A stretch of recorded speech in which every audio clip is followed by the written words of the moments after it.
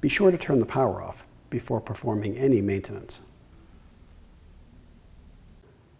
Before performing this service, it is necessary to shut off the water. Find the saddle valve, turn it clockwise until it stops. All right, we have a new pad, a water distribution tray, 2 pad rails, and the drain pan.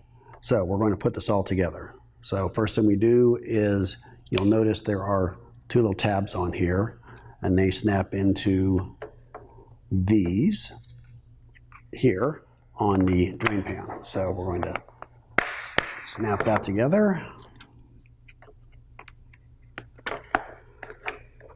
And there we go. Okay, so now we have the pad frame assembled. Now here's the pad. You'll notice on this side here there is a paint mark, and it's only on one side. Okay, so the paint mark goes towards the top, which is the opposite side of the drain here. So it slides in here.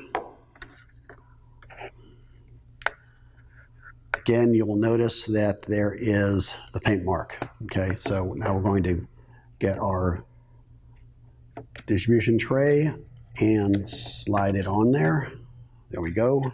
Okay, so now this assembly is complete. You'll notice again, it says front here. It's imprinted into the plastic. That part will go facing towards you. The side, which is the back over here, this side will go facing the ductwork or the furnace. All right, so we're ready to put this back together. So there is a front and a back, a top and a bottom. Obviously the drain here, that's the bottom. This is the top, but there is a front and back. So there's a notch here. That's the back, and the front conveniently says front. It's imprinted right here. So the front is facing me. So drain in the bottom, and again, the front part here is facing me. It just snaps right in, and now all we need to do is put the cover back on.